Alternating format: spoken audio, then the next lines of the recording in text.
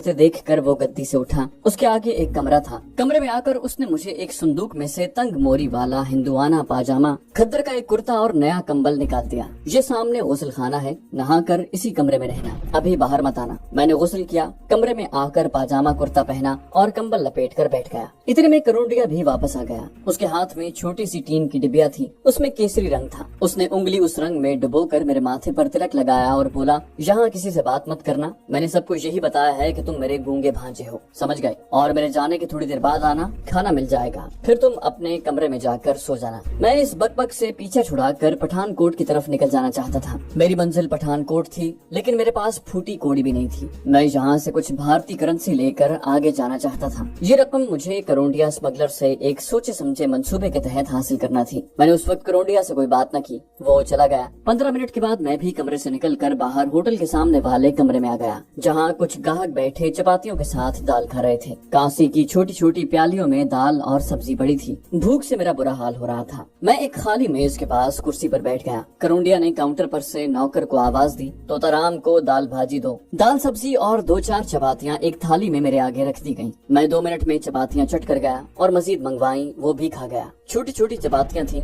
मजीद मंगवाई तो करोंडिया ने काउंटर पर मुझे घूर कर देखा, जिसका मतलब था कि मुसलमानों की तरह नहीं, हिंदुओं की तरह खाओ। मैंने फौरन हाथ खींच लिया। खाने के बाद मैं जीना चढ़कर ऊपर वाले कमरे में चला गया। पलंग पर लेटा तो एक बार फिर नींद ने हमला कर दिया। शाम तक सोया रहा। उठा तो 6 बज रहे थे। बाजार की दुकानों में बत्तियां रोशन थी। करोंडिया एक कीमती धस्सा ओढ़े होटल के बाहर खड़ा नौकरों से सीढ़ियां धुलवा रहा था। मुझे देखकर उसने इशारे से करीब बुलाया और मेरे कांधे पर हाथ डालकर नौकर से बोला, मैं तोताराम को डॉक्टर के पास ले जा रहा हूँ, पीछे ख्याल रखना। वो मुझे लेकर बाजार में से गुजरता हुआ रामबाग की तरफ चला। रामबाग से कुछ फासले पर पुराना गिरजाघर था, जिसके अकब में गंदे नाले के साथ साथ एक कच्चा रास्ता शरीफपुरे की तरफ जाता था। सर्दियों की शाम का सुरमई अंधेरा फैला हुआ था। हम उसी रास्ते पर चलने लगे। करोंडिया कहने लगा, परसों रात मैं तुम्हें लेकर 6 हट्टा जाऊंगा, वहाँ से ट्रेन में बैठकर हमें गुरुसर सतलानी जाना होगा और फिर तुमको सरहद पार करवा दूंगा। लीडर को जाकर कहना कि माल पहुँचा दिया गया है, रकम मैंने वसूल कर ली है, उसमें से आधी रकम का माल खरीद कर स्मगल करवा दूंगा और आधी रकम कराची वाले सेठ को पहुँच जाएगी और वहाँ से वसूल कर ली जाएगी। मैंने करोंडिया से कहा कि मुझे लीडर लाहौर वापस पहुंचकर इस फेरे के 10,000 रुपए देगा, मगर मैं चाहता हूं कि आधी रकम मुझे इंडिया में अदा कर दी जाए ताकि मैं यहाँ से अपनी मर्जी की कुछ चीजें ले लूं। करोंडिया ने चौंक कर मेरी तरफ देखा। यहाँ से क्या खरीदोगे? यहाँ खरीदने को है क्या?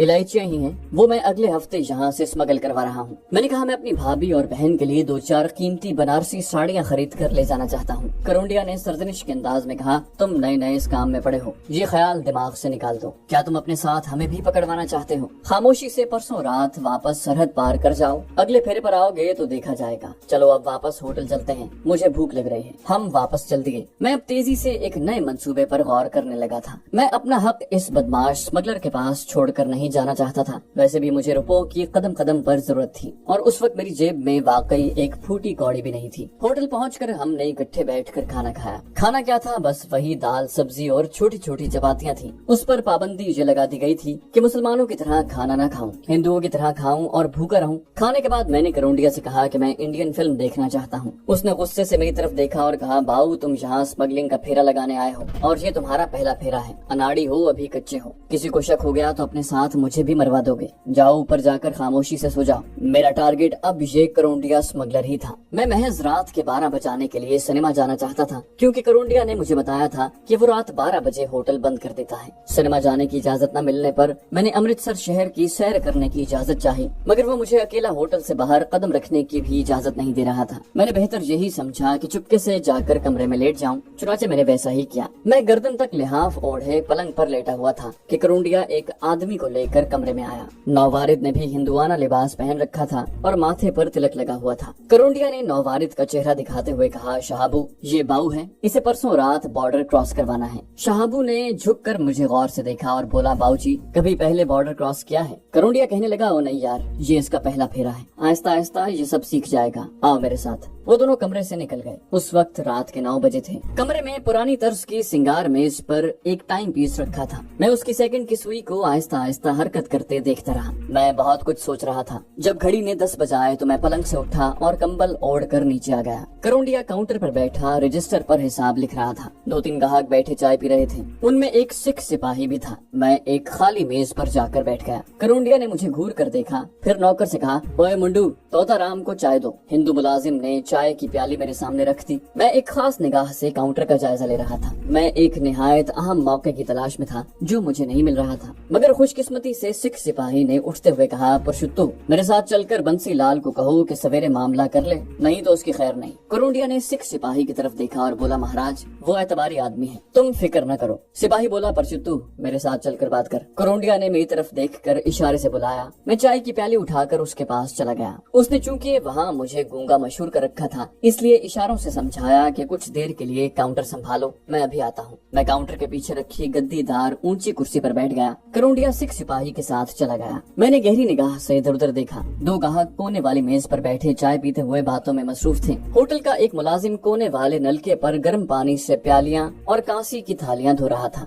मैंने आहिस्ता से काउंटर के नीचे वाली दराज खोली। उसमें एक चाकू, पेंसिल, कागज और एक कॉपी पड़ी थी। मैंने मजीद नीचे वाली दराज खोली तो मेरे जिस्म में खुशी की एक लहर दौड़ गई। उस दराज में पीछे की तरफ नोटों की एक गड्डी रखी हुई थी। ये 100 के भारतीय नोट थे। मैं काउंटर पर कंबल डालकर झुक गया। नीचे हाथ डालकर मैंने नोटों की गड्डी निकाल ली और अपने कुर्ते की जेब में रख ली। अब मैं वहाँ से जितनी जल्दी हो सके फरार होना चाहता था। करौंडिया किसी वक्त भी आ सकता था। मैं आहिस्ता से उठा और काउंटर के सामने टहलने लगा। मैंने सिगरेट सुलगा लिया था और सुकून से टहलता हुआ होटल की सीढ़ी से उतरकर बाजार में आ गया। मैं ये जाहिर कर रहा था जैसे मैं सामने वाली दुकान पर पान खाने जा रहा हूँ। सर्दी की वजह से बाजार खाली था। पान वाले हिंदू की दुकान खुली थी। 2-3 ग्राहक खड़े थे। जिधर करौंडिया गया था मैं उल्टे रुख राम बाग वाले चौक की तरफ चल दिया। चंद कदम आहिस्ता आहिस्ता चलने के बाद मैंने अपनी रफ्तार तेज कर दी और राम बाग के चौराहे में पहुंच गया। दाएं जानिब राम बाग का पुलिस स्टेशन था, जिसके बाहर एक सिख सिपाही राइफल थामे पहरा दे रहा था। मैं खामोशी और बेनियाजी से गुजरकर गिरजा घर के गंदे नाले पर पहुंच गया। लंबे लंबे डग भरता हुआ मैं गंदे नाले के पहलू से होकर जीटी रोड पर आ गया, जहाँ दुकानें बंद थी। सड़क पर से कभी कभी कोई मुसाफिर बस या साइकिल रिक्शा गुजर जाता था। मैं अच्छी तरह जानता था कि किसी भी वक्त करौंडिया मेरी तलाश में निकल खड़ा होगा और वो मुझे हलाक करने से भी गुरेज नहीं करेगा। मैं अमृतसर के जोग्राफिया से वाकिफ था और इस शहर में 2 बार आवारागर्दी कर चुका था। मैंने रेलवे स्टेशन की तरफ जाने के बजाय जीटी रोड पर चलना शुरू कर दिया। सड़क पर काफी फासले से बत्तियां रोशन थी और ठंड और धुंध की वजह से उनकी रोशनी ज्यादा दूर तक नहीं जा रही थी। रामतलाई वाली बावली पीछे रह गई थी। अब मुझे एक बहुत बड़ा खतरा दरपेश था। रात को गश्त करने वाले सिपाहियों का कोई भी दस्ता मुझे मिल सकता था। मेरी जेब में 100 के भारतीय नोटों की गड्डी थी। सिपाही मुझे पकड़कर थाने ले जा सकते थे या फिर मुझे इस रकम से महरूम भी कर सकते थे जिसकी मुझे अशद जरूरत थी। मेरी बाएं जानिब एक मैदान था जहाँ कभी बैसाखी का मेला लगा करता था। मुझे मालूम था कि इस मैदान के आगे जाकर दिल्ली की तरफ जाती रेलवे लाइन आ जाती है। मैदान में घास कोहर की वजह से गीली थी। अंधेरा मेरे चारों तरफ फैला हुआ था। ये अंधेरा मुझे तहफ्फुज़ दे रहा था। मैं आगे बढ़ता गया। रेलवे लाइन आ गई। मैं पत्थरों की ढाल पर चढ़कर रेलवे लाइन की दूसरी तरफ उतर गया। जरा आगे जाकर एक रेलवे लाइन बटाला होशियारपुर की तरफ मुड़ जाती थी। यही रेलवे लाइन जो सीधी पठानकोट जाती थी। मैं पैदल पठानकोट नहीं जा सकता था, ताहम सबसे पहले करीबी रेलवे स्टेशन पहुंचना चाहता था। मुझे ये भी मालूम था कि पठानकोट की तरफ जाते हुए सबसे पहला रेलवे स्टेशन बटाला आता है। बटाला क़याम पाकिस्तान से पहले मुसलमानों का बहुत बड़ा और सनती कस्बा था। पाकिस्तान बना तो इस कस्बे के मुसलमान या तो शहीद कर दिए गए और या अपनी जानें बचाकर किसी न किसी तरह पाकिस्तान पहुंच गए। अब यहाँ ज्यादातर सिखों की आबादी थी और वो लोहे का काम करते थे। जब मैं क़याम पाकिस्तान के बाद वीजा लेकर दूसरी बार अमृतसर आया था तो बटाला की भी सैर की थी। यहाँ एक मस्जिद में मेरी मुलाकात एक कश्मीरी मौलवी साहब से हुई थी। उनका नाम अहद जू था। वो बटाला में मेहनत मजदूरी करने वाले श्रीनगर से आए हुए कश्मीरी मुसलमान मजदूरों को दरसे कुरान देते थे। मैं उनके पास जाने का ख्याल लेकर रेलवे लाइन के साथ चला जा रहा था। मैं रेलवे लाइन से उतर कर चल रहा था। चलने की वजह से सर्दी का एहसास कम हो गया था। धुंध में 15-20 कदमों के फासले की चीज भी दिखाई नहीं देती थी। सर्द रात के अंधेरे में कहीं कहीं कच्चे मकान धुंधले से नजर आ जाते। एक बैलगाड़ी जिस पर चारा लदा हुआ था रेलवे लाइन के करीब खेत के किनारे खड़ी थी। मुझे देखकर एक कुत्ता भौंकने लगा। वो बैलगाड़ी के नीचे सो रहा था कि मेरी बू पाकर होशियार हो गया। मैंने अपना सफर जारी रखा। कुत्ता कुछ देर भौंकने के बाद वापस जाकर सो गया। मेरी कलाई पर घड़ी बंधी हुई थी जिसकी सुइयां धुंधली सी चमक रही थी। रात के 11 बजने वाले थे। करौंडिया को अब तक पता चल गया होगा कि मैं उसके रुपए लेकर फरार हो गया हूँ। वो जरूर मेरी तलाश में होगा। हो सकता है उसके आदमी मुझे रेलवे स्टेशन पर तलाश कर रहे हों। ये भी हो सकता है कि वो दिल में फैसला करके खामोश होकर बैठ गया हो कि वो अपनी रकम लाहौर के लीडर से मेरे फेरे की उजरत से वसूल कर लेगा। बहरहाल इतना मुझे इत्मीनान था कि वो कम से कम बटाला जाने वाली रेलवे लाइन की तरफ नहीं आएगा। मगर बटाला अभी दूर تھا, जवानी का खून था. मुझे थकावट महसूस नहीं हो रही थी और मेरा पैदल सफर जारी था. मैं सोच रहा था कि ये वो रास्ता है जहाँ से क़याम पाकिस्तान यानी अगस्त 1947 में मुसलमानों के लुटे पटे काफिले पाकिस्तान की तरफ रवाना हुए थे. उन पर जगह जगह हमले हुए, औरतें अगवा कर ली गयीं और मर्दों को शहीद कर दिया गया था. मुझे वीरान रात के सन्नाटे में मुसलमान औरतों और बच्चों की चीखें सुनाई देने लगी और मैं सर से पांव तक कांप गया. मैं चलते चलते थक कर एक जगह सस्ताने बैठ गया और जेब से गड्डी निकाल कर नोट गिनने लगा. 4,500 रुपए की रकम थी. गोया मेरे फेरे के 10,000 में से 5,500 कम थे, लेकिन मेरे लिए यही रकम काफी थी और मैं उससे अपने अहम मिशन के लिए बहुत से काम ले सकता था. थोड़ी देर सस्ताने के बाद मैं फिर चल पड़ा. 11:15 बज गए थे. 1:30 बजे रात मैं फिर एक जगह सांस लेने के लिए बैठ गया. मेरे पास रिवॉल्वर भी नहीं था. मैंने सोचा मुझे रिवॉल्वर साथ ले आना चाहिए. मैं फिर चल पड़ा. रात के 3 बजे दूर से बटाला की ऊंची दीवार अंधेरे में उभरती नजर आने लगी. कस्बे के बाहर एक बत्ती भी रोशन थी. जब मैं बटाला के रंजीत सिंह दरवाजे की तरफ बढ़ा तो 2 कुत्ते भौंकते हुए मेरी तरफ बढ़े. मैंने पत्थर फेंक कर उन्हें भगा दिया. बटाला के कस्बे पर गहरी खामोशी छाई हुई थी. बाजार सुनसान थे. मैं बटाला की वाहिद मस्जिद की तरफ बढ़ने लगा. यहाँ कई एक मस्जिदें हुआ करती थी, मगर क़याम पाकिस्तान के बाद सिर्फ एक मस्जिद श्रीनगर के कश्मीरी मौलवी अहद जू के हिस्से में आई थी. बाकी मस्जिदों पर हिंदू और सिखों ने कब्जा कर लिया था. एक सिख चौकीदार लठ जमीन पर पटकता हुआ और आवाज लगाता हुआ मेरे करीब से गुजरा. बोला, कौन हो जवान? मैंने कंबल अपने सर पर इस तरह डाल रखा था कि मेरे माथे का तिलक नजर नहीं आता था. फिर भी मेरा लिबास हिंदुआना था. मैंने हाथ जोड़कर कहा, काली देवी की पूजा करने जा रहा हूँ. वो बोला, लाला इतनी रात को कहाँ? मैंने कहा, महाराज वेदों का पाठ करना है. ब्राह्मण हूँ, कायस्थ ब्राह्मण हूँ जी. मंत्रों का जाप भी करना है. वो बोला, जाओ जाओ लाला, दिमाग न खाओ. सिख चौकीदार ये कहकर जमीन पर लठ मारता आगे बढ़ गया. मैं तेजी से बाजार में घूमकर एक तंग सी गली में दाखिल हो गया. ये गली आगे जाकर उस बाजार में आ जाती थी जिसके नुक्कड़ पर मस्जिद थी. मस्जिद का दरवाजा अंदर से बंद था. मैंने आहिस्ता से दस्तक दी. मेरी टांगें थकान से चूर हो रही थी. नींद गायब थी और पाँव दुख रहे थे. एक जूता भी फट गया था. मैंने 2-3 बार दरवाजा खटखटाया. अंदर से कोई जवाब न मिला. गालिबन मौलवी साहब हुजरे में लिहाफ ओढ़े गहरी नींद सो रहे थे. मैं दस्तक भी आहिस्ता आहिस्ता दे रहा था. मैं दीवार से मस्जिद के सहन में उतर गया. सहन का फर्श बर्फ की तरह ठंडा था. सामने मस्जिद के मेहराबे 2 दरवाजे थे जिन पर नमदे पड़े हुए थे. एक जानी मौलवी साहब का हुजरा था. हुजरे का दरवाजा बंद था. मैंने दरवाजे पर दस्तक दी. तीसरी दस्तक पर अंदर से आवाज आई, कौन है भाई? मैंने किवाड़ की दर्ज के साथ मुंह लगाकर कहा, अस्सलाम वालेकुम मौलवी साहब, दरवाजा खोलिए, मुझे एक जरूरी काम है. वो बोले, इस वक्त क्या काम आन पड़ा भाई, कौन हो तुम? मैंने कहा, मैं मुसलमान हूँ, दरवाजा तो खोलिए, मैं ठिठुर रहा हूँ. हुजरे में खामोशी छा गई. फिर दरवाजा खुल गया. सामने एक सफेद रीश नूरानी सूरत वाला सुर्खो सफेद इमाम मस्जिद खड़ा मुझे नींद में डूबी आंखों से तक रहा था. मौलवी साहब ने मेरे कपड़े और माथे के तिलक से अंदाजा लगाया कि मैं हिंदू हूँ.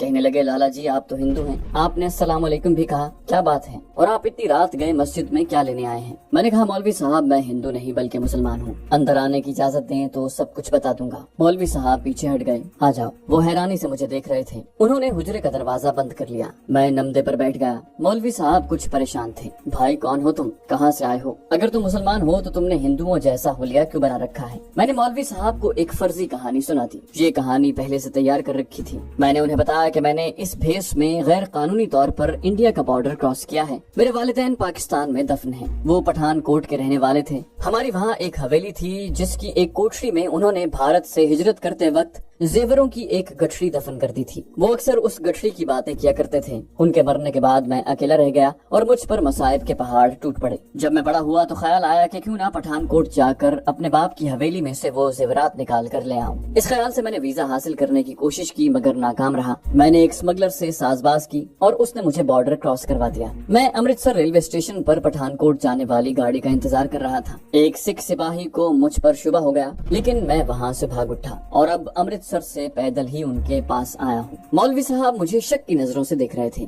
बोले, तुम्हें मेरा पता किसने बताया? मैंने कहा, इससे पहले मैं एक बार अमृतसर का चक्कर लगा चुका हूँ. तब मैं बटाला भी आया था और मैंने ये मस्जिद भी देखी थी. मुझे ये भी मालूम हुआ था कि बटाले में सिर्फ यही एक ऐसी मस्जिद है जहाँ एक कश्मीरी मुसलमान मौलाना बाजमात नमाज पढ़ाते हैं. वो बोले, देखो भाई, अगर मैं तुम्हारी कहानी सच मान लूँ तो भी मैं सिवाय इसके कोई मदद नहीं कर सकता कि तुम्हें रात अपने हुजरे में रहने की इजाजत दे दूं और सुबह रुखसत कर दूं. अगर किसी को पता चल गया कि मैंने نے بھارت میں غیر قانونی طور پر داخل ہونے والے ایک پاکستانی کو پناہ دے رکھی ہے تو پولیس نہ صرف مجھے گرفتار کر لے گی بلکہ وہ اس مسجد پر بھی قبضہ کر لے گی، اور جہاں جو 5 وقت اللہ کا نام لیا جاتا ہے مسلمان اس سے بھی محروم ہو جائیں گے۔ اس لیے گزارش ہے کہ اب تم آرام کرو اور دن نکلتے ہی پٹھان کوٹ جانے والی ریل پر سوار ہو جاؤ، اور خدا کے لیے کسی سے یہ ذکر نہ کرنا کہ میں نے تمہیں اپنے حجرے میں پناہ دی تھی۔ میں خود بھی مولوی صاحب کو خطرے میں نہیں ڈالنا چاہتا تھا، بلکہ میرا مقصد صرف یہ تھا کہ کچھ دیر وہاں آرام کر کے آگے روانہ ہو جاؤں۔ مولوی صاحب کی گھبراہٹ بھی درست تھی، ایک پاکستانی جاسوس کو پناہ دینے کے جرم میں انہیں قید بھی ہو سکتی تھی۔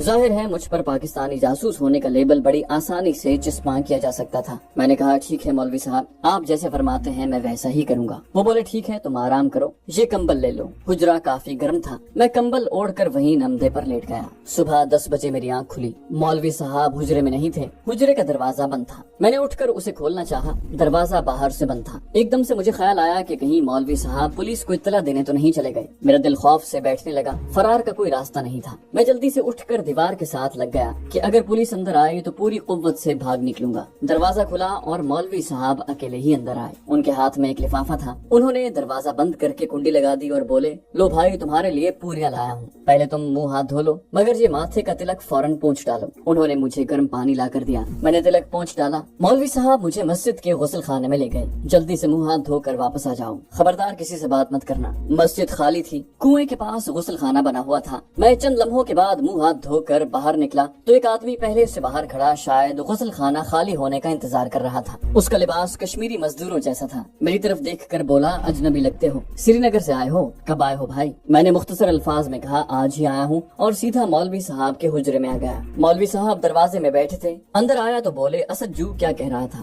میں نے کہا پوچھ رہا تھا کہ سری نگر سے کب آئے ہو؟ میں نے کہا آج ہی آیا ہوں۔ مولوی صاحب نے اطمینان کا سانس لیا مگر ان کے چہرے پر اب بھی گھبراہٹ کے آثار تھے۔ کہنے لگے جلدی سے ناشتہ کر لو، اور یہ میں نے تمہارے لیے 20 روپے نکال کر رکھ دیے ہیں، اس میں تمہارا ریل کا کرایہ شامل ہے۔ میں نے خاموشی سے ناشتہ کیا، ان کے 20 روپے یہ کہہ کر لوٹا دیے کہ میرے پاس پیسے ہیں۔ جب میں جانے لگا تو مولوی صاحب نے مجھے گلے لگایا، ان کی آنکھوں میں آنسو تھے۔ بولے بھائی مجھے معاف کر دینا، تم پاکستان سے آئے تھے مگر میں تمہاری کوئی مدد نہیں کر سکا، میں کوئی خدمت نہیں کر سکا، میں بے بس ہوں۔ میں مولوی صاحب کے خلوص اور محبت سے متاثر ہوئے بغیر نہ رہ سکا، مجھے ان کی مجبوریوں کا احساس تھا۔ وہ ایک ایسے ملک میں نماز روزہ اور درس قرآن کی مشل روشن کیے ہوئے تھے جہاں قدم قدم پر اسلام کے دشمن خنجر بدست تھے۔ میں نے ان کا ہاتھ چوم لیا۔ مولوی صاحب میرے حق میں دعا کیجیے گا کہ جو عزم لے کر پاکستان سے نکلا ہوں اس میں کامیاب ہو جاؤں۔ مولوی صاحب ایک لمحے کے لیے ساکت سے ہو کر مجھے دیکھتے رہے، شاید ان کی چھٹی حس نے انہیں بتا دیا تھا کہ میں کوئی اہم مشن لے کر پٹھان کوٹ جا رہا ہوں، مگر انہوں نے اپنے خدشات چھپا لیے اور میرے حق میں دعا کرتے ہوئے کہا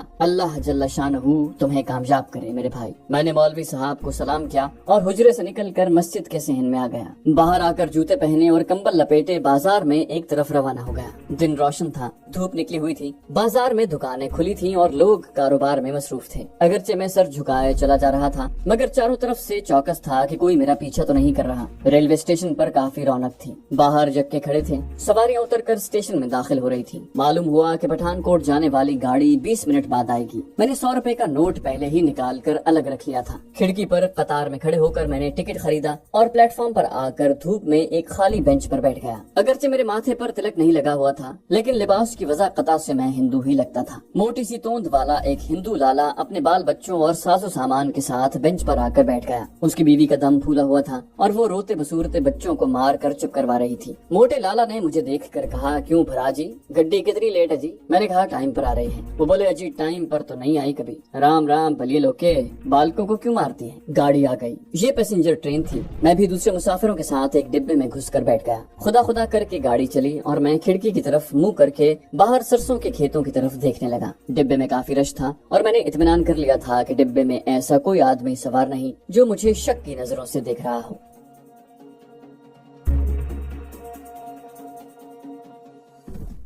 تو دوستو یہ تھی ہماری آج کے ایپیسوڈ۔ امید کرتے ہیں آپ کو ہماری کہانی پسند آئی ہوگی۔ جانے سے پہلے اس ویڈیو کو لائک کیجیے اور شیئر کرنا مت بھولیے۔